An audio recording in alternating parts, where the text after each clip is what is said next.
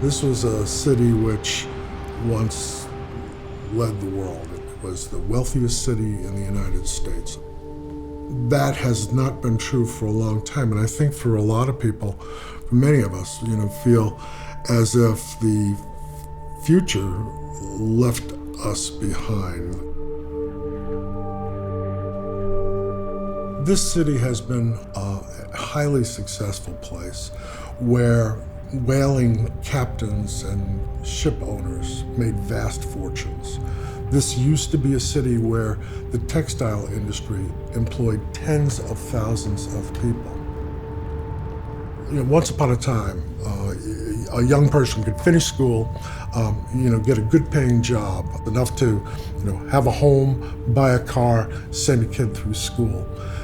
There are fewer of those jobs. The big cities have done well, but smaller post-industrial cities like this one, it's been a struggle. And I think that this region, is looking again to sort of fend for itself, to make sure that it can lead its own people in pursuit of the good life.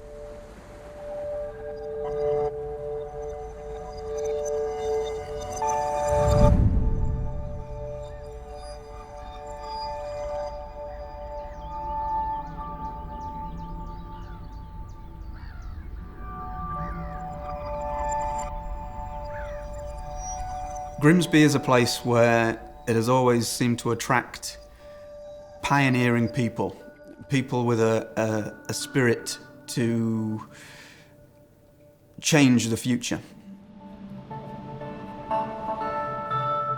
My family came to Grimsby in about 1878, and that was my 3 times great-grandfather, Robert Hornsby. Robert put all of his family, they had 8 children. They took them on the new trains and they brought them up into Great Grimsby. And obviously thousands of people came here for fishing. They could put the fish onto a train and that evening it could be being eaten in a London hotel. That was just magic. There were thousands and thousands of fishermen, but the camaraderie was so good. Nobody would ever see you without a couple of pound in your pocket. And if you were out of a ship for whatever reason, you could go in a pub and somebody would give you £2 or £3 or buy you a drink. And, the camaraderie was really, really good. One incident that sticks in my mind, we were fishing at south end of the Shetland Islands, and when we hauled, opened the cod ends, and a big bull seal jumped out. And we must have just caught it as we were hauling because it was absolutely strong alive. And it took us 4 hours to get it back over the side again. And don't let anybody ever kid you that seals are gentle creatures. They're not. He was nasty.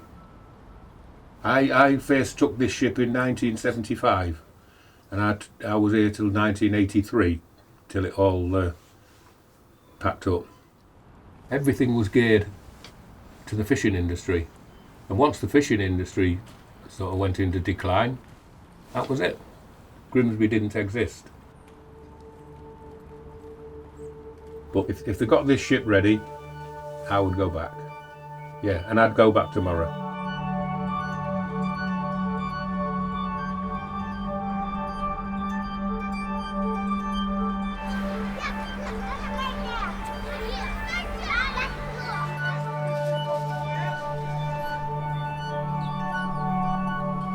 My father works just across the way here on the port, so next to our building here is the fish market. That's somewhere that he has gone every day for most of his life. I remember having a conversation maybe 3-4 years ago about how our family name wouldn't continue on the port because I was working in a different role and my sister wants to work in a different industry, so my dad would be the last remaining person to work on the port with the surname Little.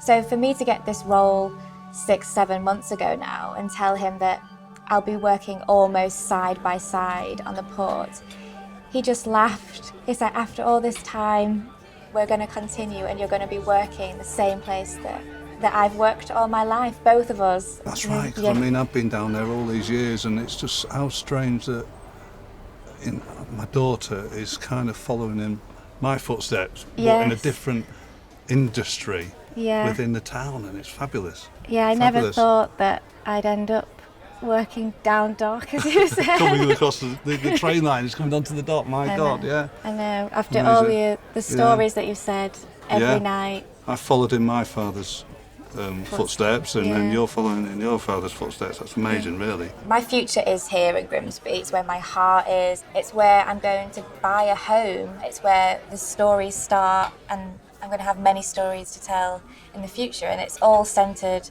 around Grimsby and that feeling of home.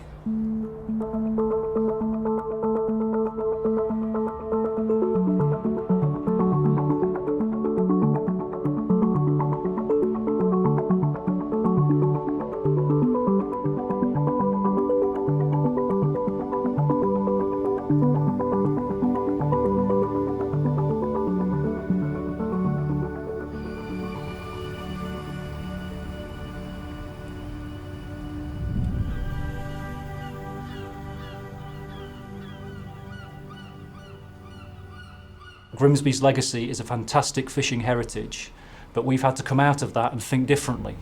And over the last 5, 6, 7 years, particularly working with companies in the private sector, with public agencies and with the government, we've set about creating a new vision for Grimsby and the Humber region. And a big part of that vision is around offshore wind and renewable energy.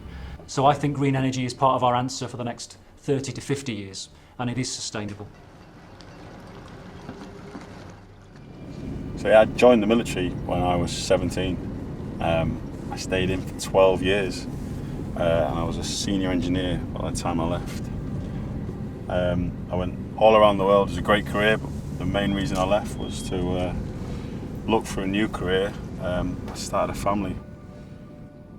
So I think many men and servicewomen are attracted to the offshore industry because of the career prospects, because of the structure.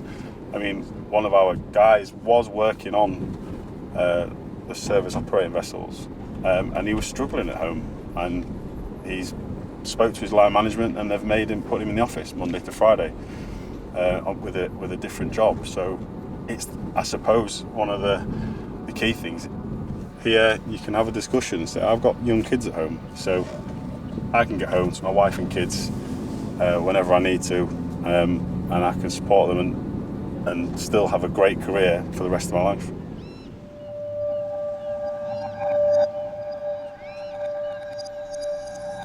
I really feel if it can happen in Grimsby, there is no reason why it can't happen anywhere, and that all communities can feel the benefits of having a new industry like offshore wind in their area.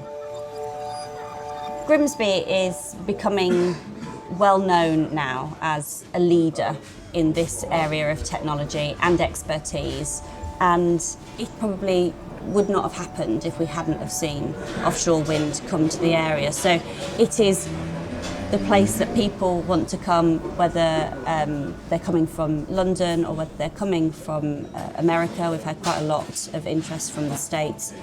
This is where they want to come, this is where they want to see how transformational a change can be from one industry. There are lots and lots of communities, not just in this country, but around the world, that are suffering from this, post-industrial town syndrome that internationalism has affected. But if Grimsby can adapt, then there is absolutely no reason why other communities around the country and around the world can't adapt and accept something new, something different, something that is very much in the 21st century that will help the whole of the country.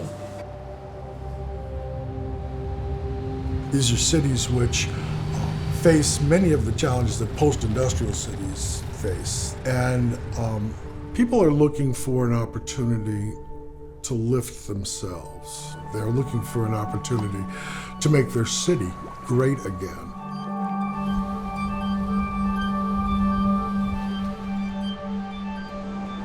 I kept telling everybody when it first came out, saying this is going to be big, this is going to be very big, get onto it.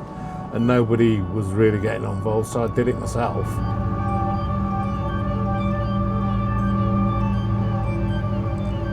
I desperately wanted to be a fisherman, like my father was a skipper and my brother was a skipper, but my mum and dad didn't want that. And my brother said he'd hit me if I did go to sea, and he was bigger than I was. So I started down here as an errand boy, and that progressed on to, I became a fish auctioneer when I was 18. And then when I was 30 years old, that was when I started my own company.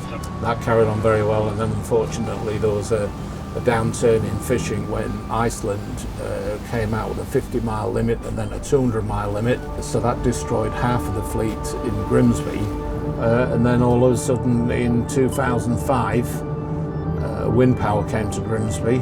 They had no local knowledge, and everybody said go and seek it, and that's when I formed Wind Power Support. And it was brilliant, because there I was at the age of 60, and every day I met somebody new, I learnt something new, I earned some money. It was absolutely brilliant, and I'm pleased to see that it's still carrying on. And we were quite helpful. You know, people kept saying to us, you're doing such a good job, you know, and they were saying, what management systems are you using? How do you do this? And the only thing that I did in wind power was what I did for fishing. It's not rocket science. Boats come in, they want fuel, they want food, they want to change crew, they want repairs, and they want to get back out there again, because a boat in dock is not earning money. And the rest is history. We had 10 years of helping to develop the wind power business in Grimsby.